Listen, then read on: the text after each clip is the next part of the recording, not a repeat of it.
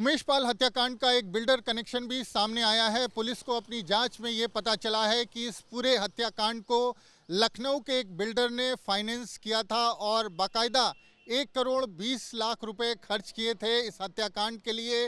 इसमें शामिल शूटर्स और हथियारों की खरीद फरोख्त के लिए। तो ये बताया जाता है कि ये बिल्डर जो है ये अतीक अहमद का बेहद करीबी है और अतीक अहमद के तमाम अवैध कब्जों पर इमारतें बनाकर लोगों को बेचता है और तमाम जगहों पर इस पर भी आरोप लगे हैं कि इसने अवैध रूप से ज़मीनों पर कब्जा किया है।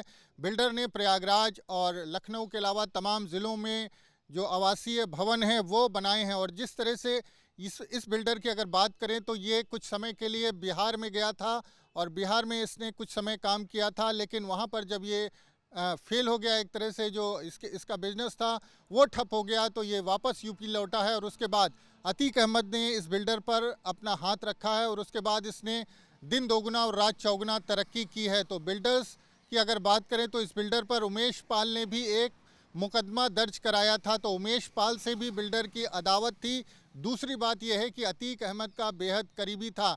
तो ये बताया जाता है कि हत्याकांड के पहले अतीक अहमद का बेटा असद लखनऊ से लौटा है और बिल्डर ने उसे 1 करोड़ 20 लाख रुपए दिए थे। इस पूरी वारदात को एक तरह से फाइनेंस किया था और उसके बाद जो पूरी घटना घटी उसमें इस बिल्डर का अहम रोल है। तो पुलिस इस बिल्डर की भूमिका की जांच कर रही है और इसका अतीक अहमद से क्या कनेक्शन है वो भी देखना होगा। लेकिन एक बात स्पष्ट तौर पर निकल करके सामने आई है कि इस बिल्डर की भी उमेश पाल से अदावत थी। साथ ही ये बिल्डर जिस तरह से अतीक अहमद से जुड़ा हुआ था, अतीक अहमद की तमाम ज़मीनों पर निर्माण कराता था। कुछ ज़मीनों को लेकर के उमेश पाल से इसका विवाद हुआ था। तो एक तरह से कह सकते हैं कि इस बिल्डर की निजी खुन्नस भी थी उमेश पाल से।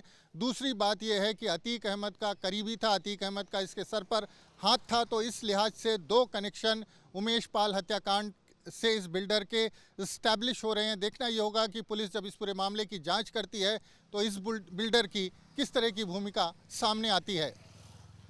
वीडियो जर्नलिस्ट विवेक श्रीवास्तव के साथ मानवेंद्र प्रताप सिंह, न्यूज़ नेशन, प्रयागराज।